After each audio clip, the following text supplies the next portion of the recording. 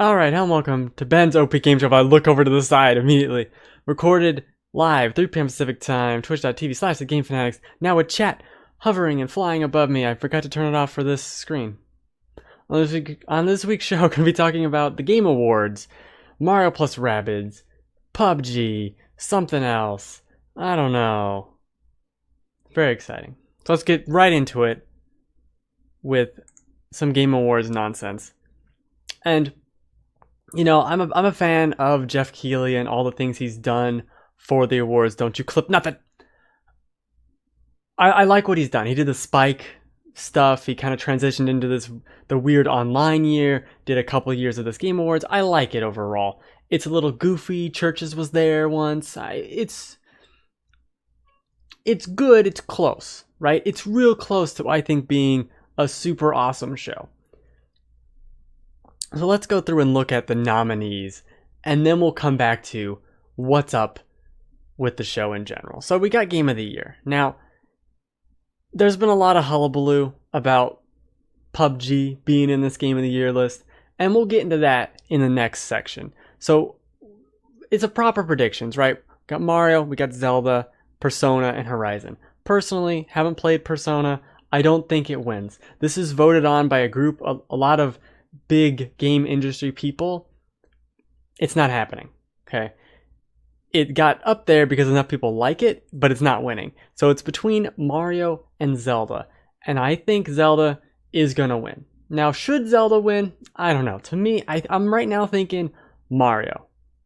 I think Mario did it more for me than Zelda, but someone keep track of all these. I think Zelda's gonna take it away for most of these things. Now, game direction. What does that even mean? Who even decides?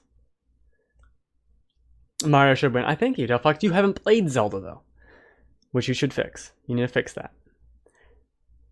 Wolfenstein 2, great. Resident Evil 7, great. Zelda, great. Mario Odyssey, great. Horizon Zero Dawn, also great. So it's tough. This one's tough. Best game direction, though? I don't know who would win. I think Zelda wins this too.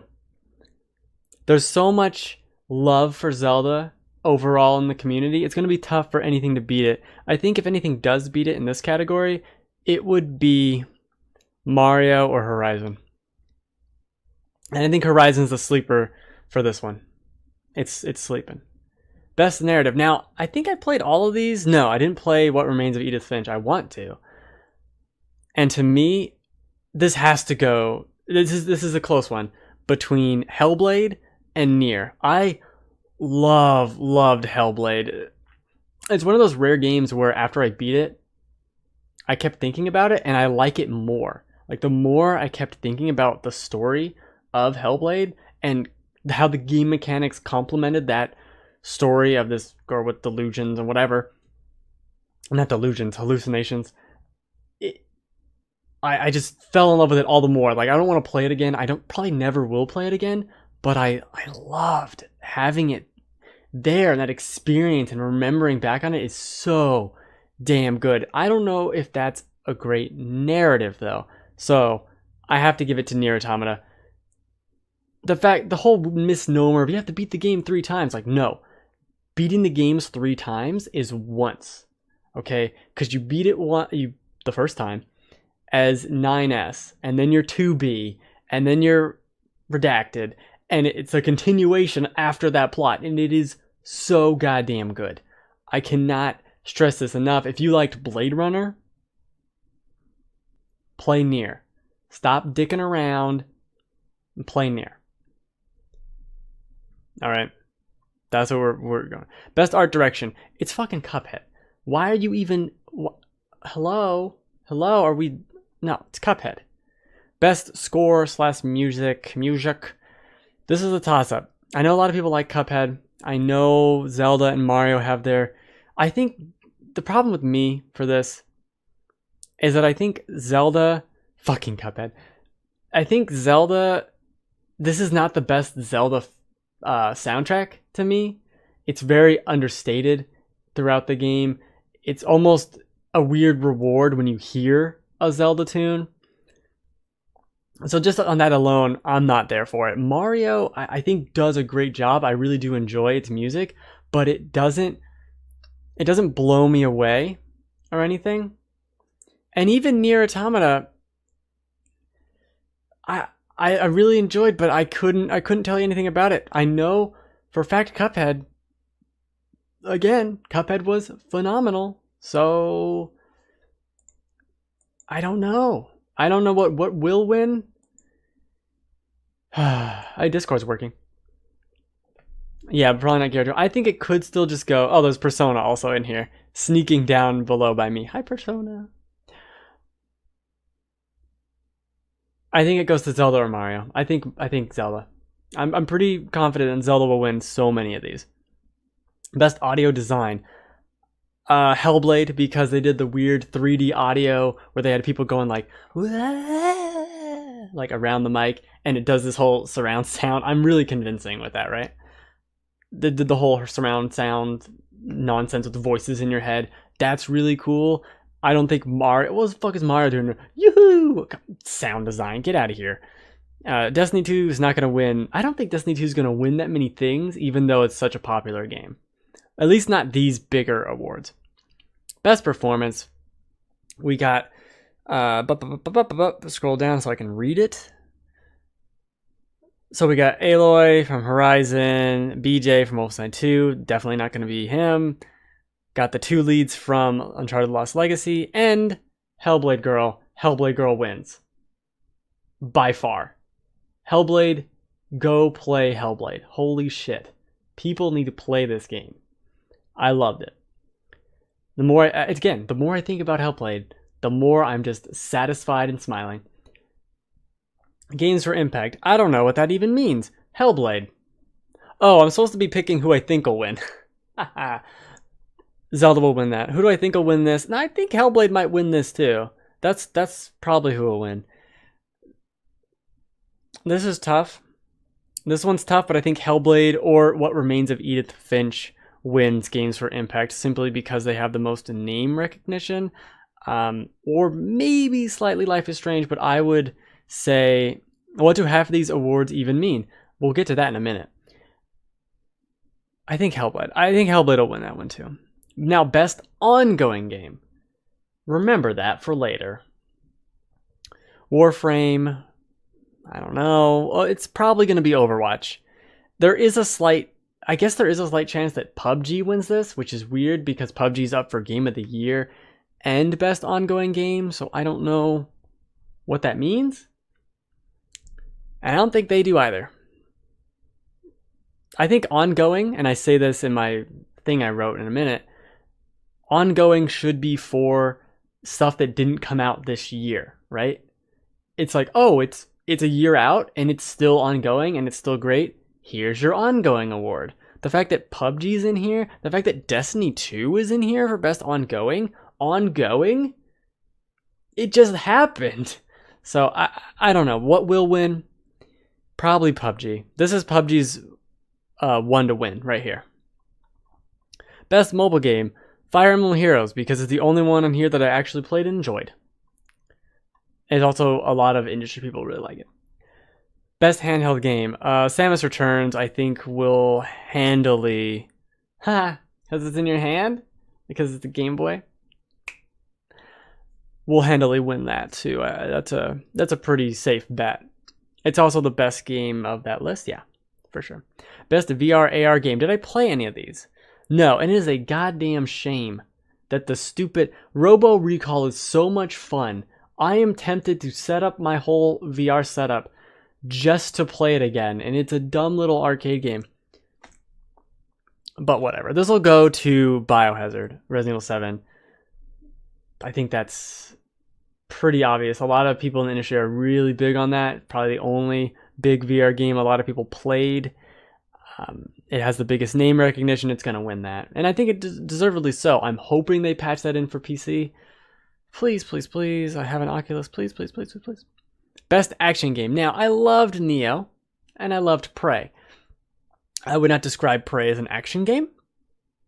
And I'm not even sure I described Nioh fully. I guess it is. But then there's Cuphead, and then there's Wolfenstein 2, which is a fantastic action game as well, and Destiny 2. It's Destiny's 2 year to lose, by the way. Now this is tough, because I love Prey the most out of all these games. But an action game? I don't know. So I think what wins out of this might be Destiny 2, even though that contradicts what I just said. Destiny 2 might just win this. To me, it has to go to Neo as the best action game, but Prey's the best game of all of these. It's just a category that doesn't make any sense. You know, I would rather put Prey in action adventure, but I digress. Best action adventure. This is going to go to Zelda. Why is Mario here? I don't know. Get him out of here. People are going to pick Zelda. I think even I would pick Zelda as a better action adventure game over Mario. It's not an action adventure game. What even are awards? I don't get it. Best role-playing game. This is going to go probably to Persona, maybe? Maybe South Park, maybe? I don't know what I'd pick. I only played 2 of those games, and I only beat one of them, so Nier?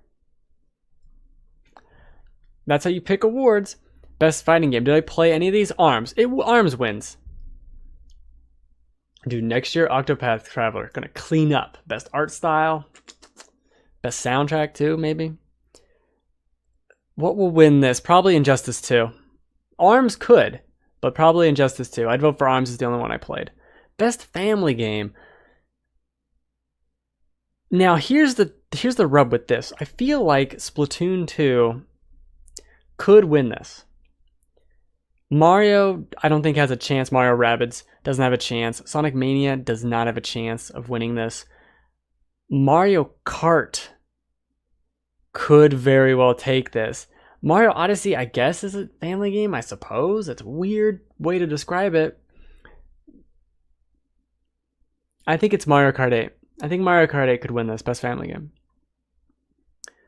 That's my prediction. Best strategy game. Now, did you remember that Halo Wars 2 came out this year? Because I had forgotten. That's tough. This is a really tough one because it's a bunch of nonsense. And I say that as someone who loves XCOM and really enjoyed Mario plus Rabbids. This is something. I don't know. I'm not even going to pick one. I have no idea. Who wins? Nobody knows. Best sports racing. I don't know. Forza. Best multiplayer. Hey, look, PUBG again. This is one where PUBG wins, I think, pretty handily. There's really no reason for PUBG to not win. So this is another one PUBG will win. Most anticipated game presented by McAfee. Or whatever the hell it's pronounced. No one knows. Rocket League because it's sports and racing and garbage. And also, that's a good example of an ongoing game that's still very popular that's not up for ongoing. We don't know what we're talking about. I think The Last of Us Part 2 wins this. Or maybe Red Dead. You know what? No. Take that back. Red Dead Redemption 2 wins this. Straight away. So, yeah. That makes sense to me. To me, though, The Last of Us. Because I don't really care about Red Dead that much. Give me it on PC. Best indie game. This is tough. Because I got Cuphead and I got Hellblade. I don't know why the two are coming up against each other. What do I think will win? Cuphead. Cuphead will win this. But Hellblade should. Hellblade should win this. Best student game. No one's ever heard of any of those. Trending gamer. No one. Andrea Renee is really my vote. Esports. No one has ever heard of esports. No one's ever heard of any of that. What's this? Best debut indie game. See, this is good. Hollow Knight. You need to play that. Cuphead is the best debut. Best Chinese game. I wonder where you're getting a lot of money from, Mr. Keeley. I wonder. I see it. And that's it. You can subscribe to them on YouTube. Hey, no, Slime Rancher, it doesn't matter if it's good, okay? Go play Cuphead, go play Hollow Knight, get back to me. on if Slime Rancher's the winner of that. Okay, get back to me. But we're gonna pause for a second and then go into what's up with PUBG in these awards. Okay, not Slime Rancher. No one cares about Slime Rancher.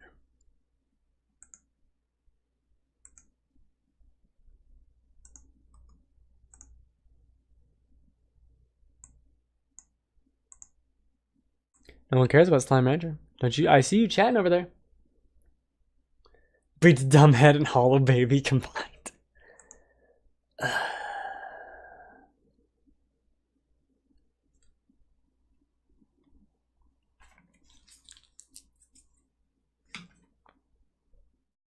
I just have to get water real quick.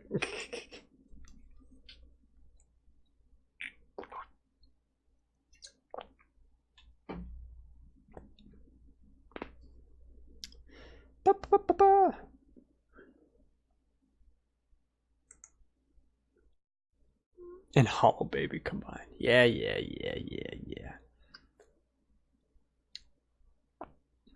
So the Game Awards nominees are in, and PlayerUnknown's Battlegrounds is up for Game of the Year, and this has brought with it a healthy amount of scrutiny for many reasons. So let's go through some of the mental gymnastics you might have done recently, starting with, this game isn't even out yet. People will be quick to point out that the game does have a release date for version 1.0, but that date is after the Game Awards, and also well before the cutoff for when games had to be out to be eligible for nomination. For example, Final Fantasy 15 is nominated for this year, and not last year, even though it came out last year because of this cutoff date. So why is PUBG an exception? Well, it is out in early access and has been for much of the year, and is the most popular thing since sexual assault in Hollywood. Is that too soon? Okay, and it doesn't matter. So PUBG was nominated based upon its unreleased state, and having an unreleased game be up for any award is insanity. But really, this was bound to happen. Episodic games first started to confuse things a few years back, and now we have things like Steam Greenlight and other early access avenues. It makes sense to be able to nominate a game when almost everyone can play a bunch of it. But what makes that any different from a long-form alpha or beta? I played a lot of Neo in 2016, probably close to 20 hours of it. But I never would have said it was in my list of favorite games of that year because it hadn't come out yet. And I even went out of my way in my list of favorites from that year to say that very thing. The situation with PUBG is different because you can play so much of it, but it feels so nebulous and I can't quite put my finger on why. And I think that's what's making a lot of people feel weird about it. A game you can purchase but isn't out is now out, for all intents and purposes.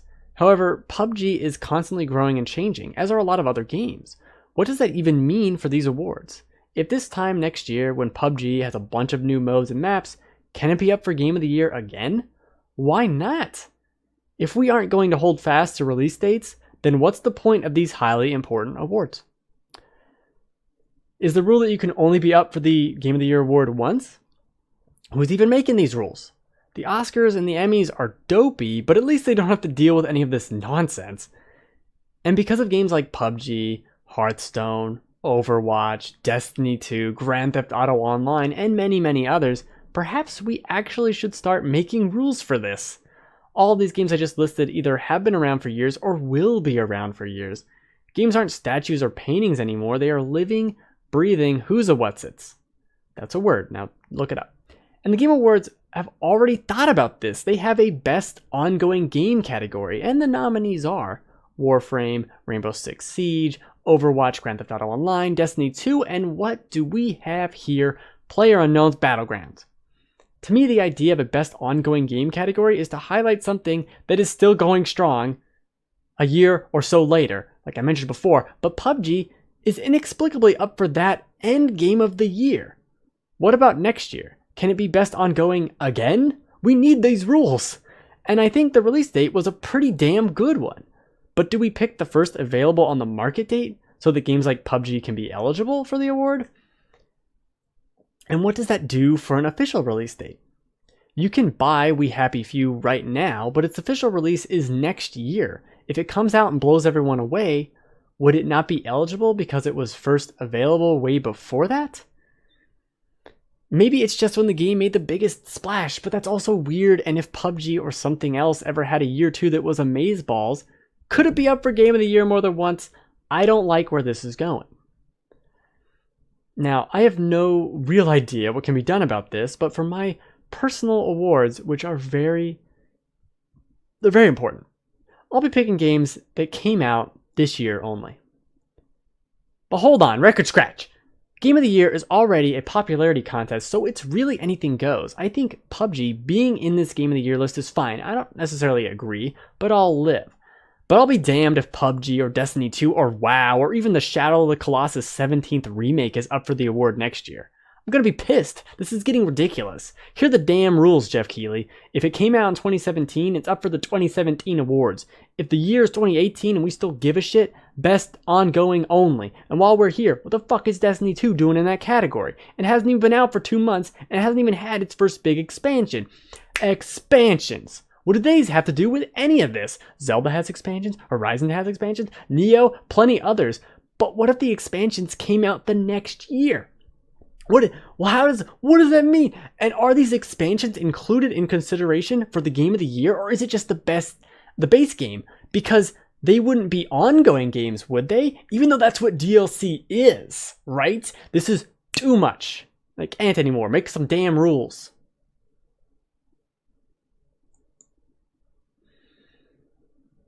Because it's popular, Delphox. Yes, it's because it's popular. Yeah, well, you can shove it right in your blue hole.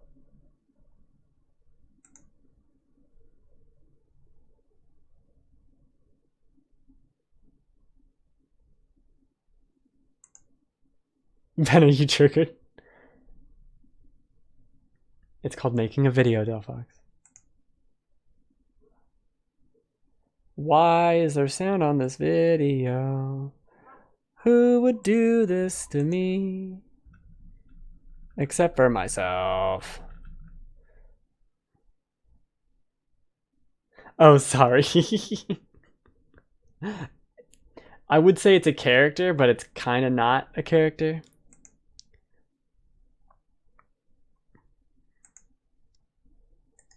Hold on, one quick thing I have to write down here.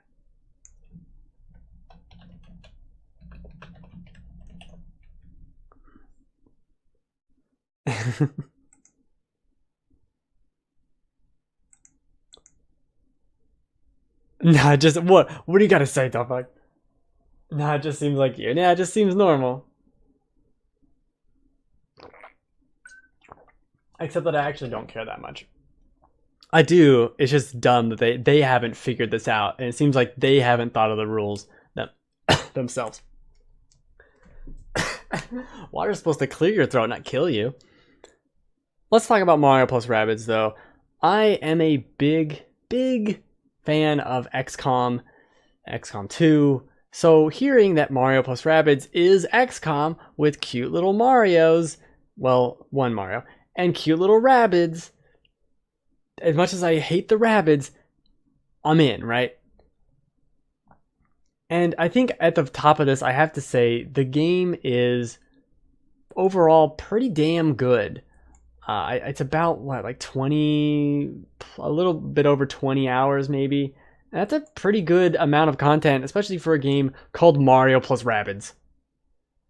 Who would have suspected that a game like that would have this much depth? This is kind of towards the end game. There's some cool spoilery bosses and fun, cute things that happen within the game that are very, Nintendo specific, and rescuing Luigi, and he's a sniper, and the sniper is his vacuum cleaner gun. Like, has a ton of fun with that. Mario gets a hammer, and one of them has piranha plants on it or bullet bills on it. It's fun. It has so much fun with that. Who would have suspected this game was so good? It doesn't make any sense. And the funny thing to me is that it doesn't really need the Rabbids. It doesn't really even really need Mario. The Rabbids add very little. They're just there to be goofy, right? And the Mario stuff actually adds quite a bit, like I was talking with the references. But the base game the tactical view and also leveling up your characters. Like each character has their own skill tree, and the trees aren't super deep, but they have enough, and the rewards for leveling things up are palpable. Like you can run on the battlefield like I'm doing here, but you can also run into enemies, right? And certain characters can trip several enemies multiple times, doing damage, or multiple characters in their little run. So you could run out of cover, kick a dude, kick another dude, go back into cover, and then throw a bomb at them in the same turn.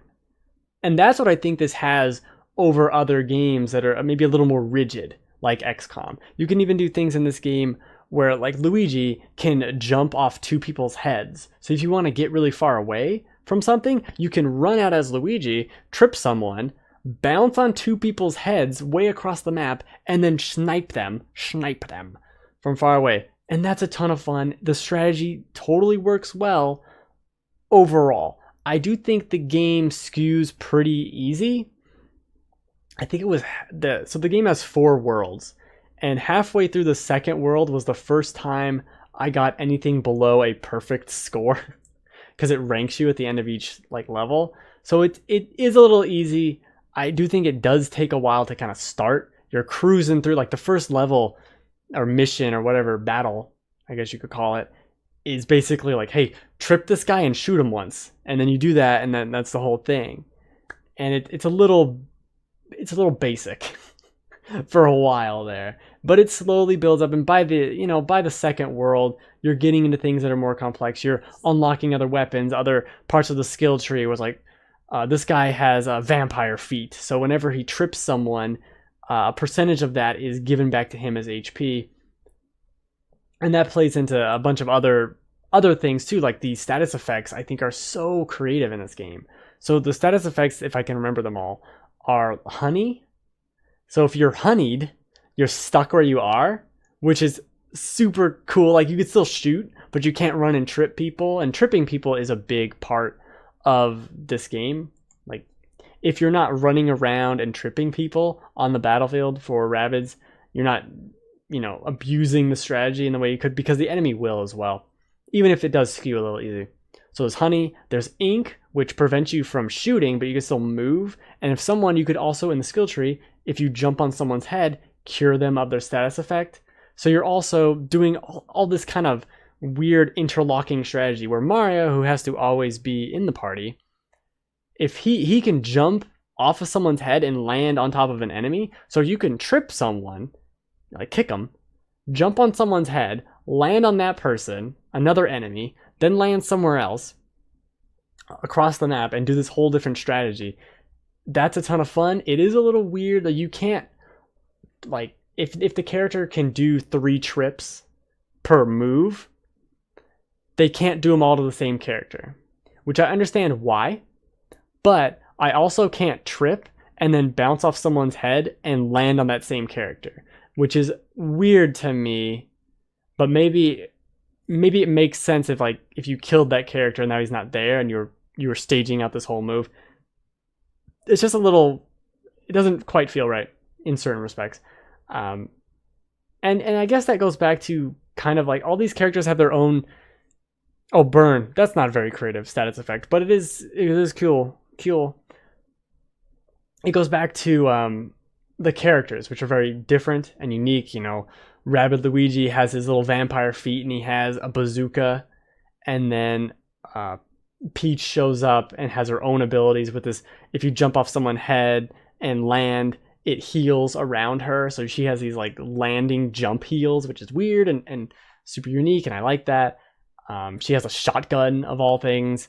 Like I said, Luigi has a sniper rifle, and he has like a little roving tank that targets enemies, and that's a whole other thing to use strategy on that. There's the same way not Overwatch, XCOM had Oversight, I think it was called. That's where I got Overwatch from.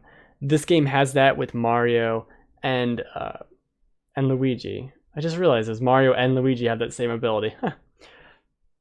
Where you can now like trigger different other abilities, and then if they come into sight, they shoot them again, And that going back to the status effects, bounce is a critical status effect that like bounces them around the world. And if they fall off the map, they take bonus damage. There's push, which pushes them, obviously. Bounce is more of like a pew off the map, but push is like you're still on the land and it can hit other characters and knock them all around, including your own characters. What's another one? Stone is a status effect towards the end of the game, sort of status effect.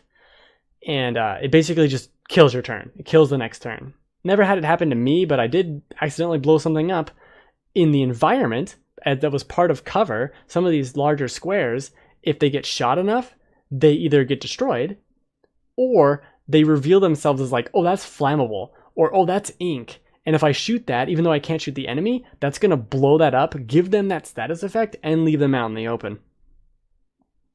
And that's awesome. So while I do think the game skews a little bit on the easy side, there is a reason for that. And it is a ton of fun, even if it's kind of a fun time cruise. Not that it was like a cakewalk, but as someone who played a ton of XCOM, it wasn't overly... Most of the maps, I would say 80% of the game is just kind of like, okay, and I go here and I go here, and all right. Yeah, there were a handful, maybe 5 to 6 battles throughout the entire game I had to do more than once. So I don't know. I like bragging. It's just not that hard. If you want like a big strategy thing, I will say the challenges that you unlock along the way, if you go back through other levels that you're walking around in, those challenge levels are difficult to the point of where it's like, I don't even want to do this. I don't even want to try. It's just not fun. So there's challenge there if you want to go do that. I know I gotta stop bragging. I'm sorry.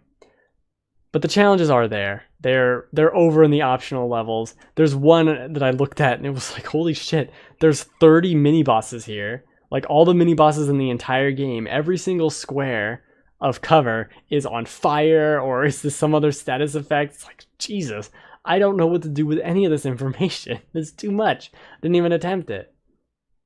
So I just ran away, you know? I don't need to fight this. I don't need to do any of this.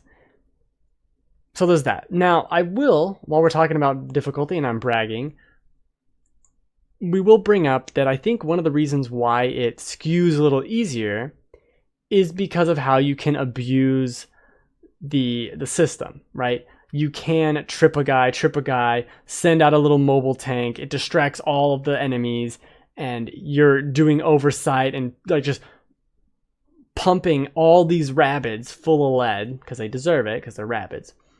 And they're also the bad Rabbids, so like you can abuse the system, and it can be abused against you. But if you're playing smart, and if you got that far in the game, you should be able to abuse it. And what I'm getting to here is that I think if the game was more difficult, it wouldn't have been as fun, right? Because as soon as you have a character die, they don't die forever like in XCOM, but you can't use them, right? And they just sit there. And there you have 2 people against an army of Rabbids, and that's not quite right.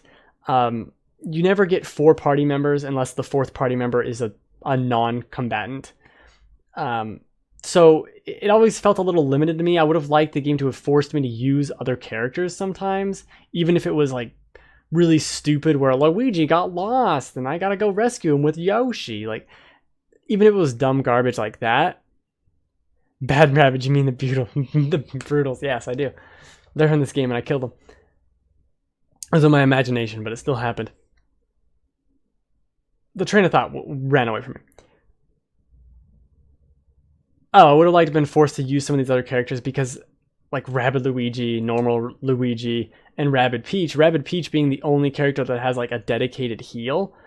Those 4 characters, and Mario, makes 4, were the ones I used throughout the entire game. Every once in a while, I'd use someone else for maybe a couple of levels, and I like them, but like the other ones were just, I just knew how to play them so well, and I feel like maybe if the game had forced me in like 3 levels of World 2 to be forced to play as Peach or something, to be forced to play and have Rabbid Yoshi or something in there, I would have enjoyed that character more. I would have understood what to do with them more, and I would have used them more, because it didn't feel, I was like, why would I use them when I have OP tank Luigi Vacuum Man.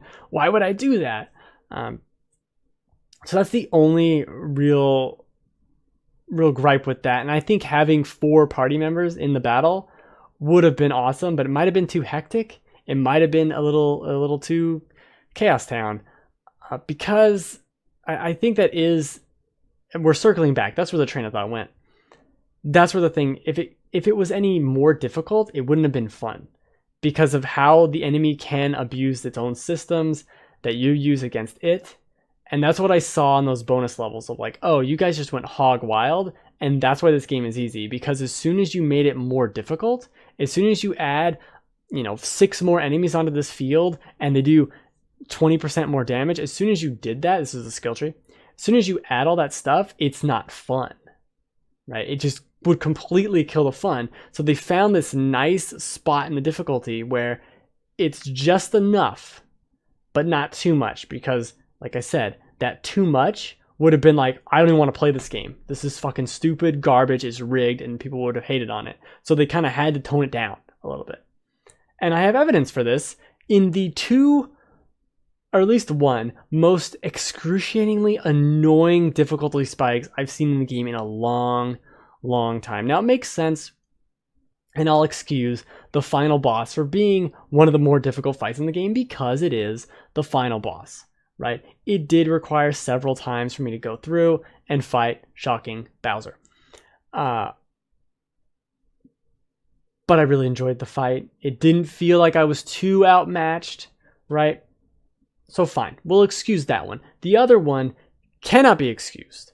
Okay, 2 times in this game that I can recall, maybe 3, but 2 times that's worth noting at the very end of the game, it does a battle, right? And you're like, that wasn't that difficult. And then here's another battle. And you're thinking, okay, what happens if I lose this battle? I'll tell you, if you lose that second battle, you have to replay the first battle.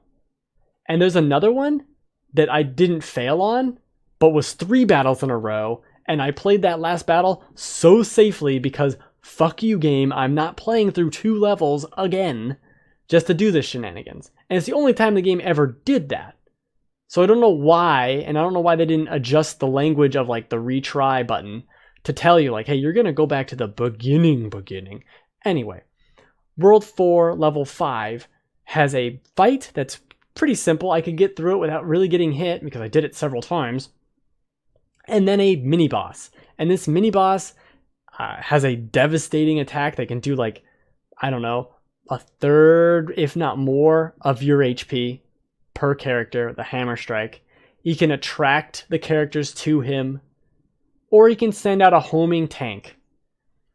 And he has a lot of HP, and there's other people on the battlefield. And it comes out of nowhere, this difficulty spike, out of nowhere, this mini boss, and it's just obnoxious. And it reminds me, too, of some of these other mini bosses that happened earlier in the game where I was like, Jesus, why is this? You're cruising along, and then the wheels hit something, and like, what the fuck was that? Why is this so much more ridiculous than what had come before it? And the first big boss fight kind of does that too, and a lot of the boss fights in this game kind of go on too long, where it's like, I get what you're doing, but I would have rather had more strategic battles than just another form of this boss where I have to shoot him a bunch more. But anyway, this difficulty spike was terrible, and I hated it, and I wasn't close to quitting, but man, it really does feel like I'm close to quitting some of these games. I was like, I just don't care. I just don't care anymore. If you're going to do random difficulty spikes in the goddamn Mario Rabbids game, especially when the rest of the game wasn't like this, it's weird. It's weird, but barring the difficulty spike, fine. I guess I should touch upon the puzzles and the collectibles you can do in the open little world. That's fun and nice. It's a good thing to have, but it gets a little, it's just kind of there. Not in a bad way, but the puzzles, they don't get difficult, they just get obnoxious. Where it's like, here's 30 switches, and you gotta press them all and try and figure out the way forward. I'm like, I don't really care anymore.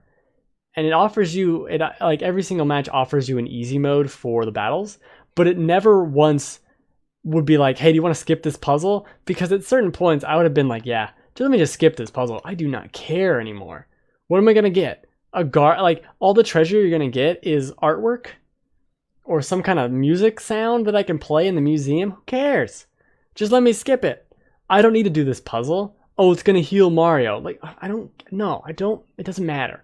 I don't need more coins. I don't need more money. I don't want to do this obnoxious puzzle as much as I love puzzles.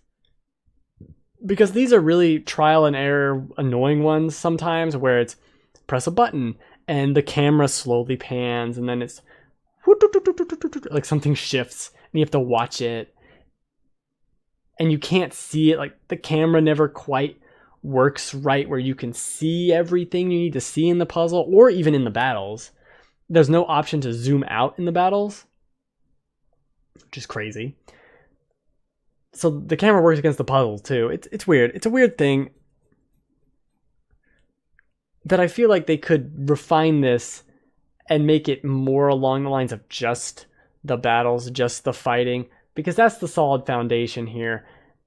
And for the bulk of it, I really, really enjoyed it. It's tough though. In a year like this where there were so many great games, as good as this game is, I don't know if I could say it's one of the best games of the year or even like last year. It's really good. I really enjoyed it. But there's something off about it. I don't know. I don't know what it is.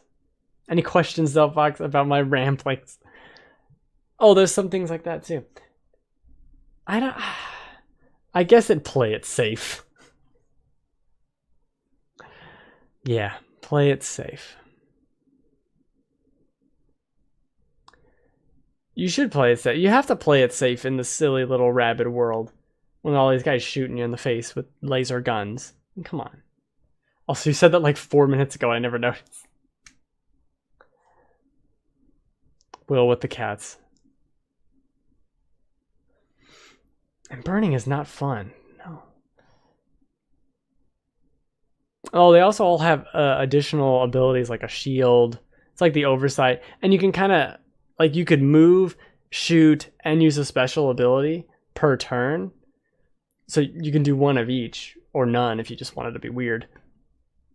And then your special abilities, like you'd have two, and you get to pick one, and they'd have a 2 turns, and then they come back. There's a lot of fun systems going there. I kind of wish there was just more foddery weirdness to do with it. Like that, I got pushed off the thing. Thanks a lot, Peach, you weirdo. I don't know. I'm trying to figure it out right now. I think I do like this game quite a bit. I was just soured by the end. But overall, it's a pretty great game. It's a shame it came out this year and will not win anything. That's unfortunate. All right, this is a show recorded live, 3 p.m. Pacific time, twitch.tv/thegamefanatics. Do you think I should buy this game? You, Delphox. I don't know. Yes, the correction of lowercase think was what I needed. I don't know. Maybe. I think it's really good. I think you could probably maybe pick it up for... It's not going to get cheap anytime soon. That's the thing. Maybe $30. Like, it's good though. It's definitely worth a rental if you could figure out somehow to rent it. To see. I mean, you saw me play it. So, you'd know. I know you like puzzles and things, puzzle games. So, you could kind of go from there. It is very much puzzly and thinking about where you're placing all these units. Yeah, there's a strong chance you'd like it. Sure, why not? Let's go with yes. I think Zelda though is what should be higher. Yeah, but the puzzles in this game are push a block a bit. But the gameplay, the strategy gameplay is the puzzle. The rest of it's not the puzzle. Also, I'm over myself if you notice that. The strategy gameplay is the puzzle, not the shitty puzzle. That's the fun. And there are also a bunch of different ways, like I have to defeat this many enemies, or I have to get to the objective. Just various mission types that I really enjoyed, and it kind of switched them up fairly regularly throughout the game, where it wasn't just kill all these guys, kill all these guys. There was a certain point where it felt like several levels where enemies kept popping up and it was obnoxious, but that kind of went away. It seemed more early level world 2, level 2. But yeah, I think maybe. But you should get Zelda. That's what I was going to say. You should get Zelda before you get anything else. The puzzles in Zelda are better. Mario Odyssey doesn't have great puzzles either. Here, make Mario's face with a bunch of shapes. Is that a puzzle, or is that a... Or am I 6? I don't understand. I don't understand what this is. I think that's enough rambling about this, though. Thanks for hanging out. Merry Christmas. Next week will be Battlefront 2. I was going to talk a little bit about Battlefront 2 this week, but I decided not to. And then that was like Monday. I was like, oh, maybe I'll do something on Battlefront for the show. And then shit just kept happening every single day. We're like, we're going to have to wait maybe even 2 weeks to see what the hell's going on with this game. Jesus. But I am playing it, and I'll be honest with you, I have enjoyed it so far. Too many games this year. All right. That's enough. I'll see you tomorrow with Battlefront. Yeah, you go watch me die. You'll see how terrible I am. It's great. See, I'm perfect. This game speaks the truth. I am perfect. Thank you very much.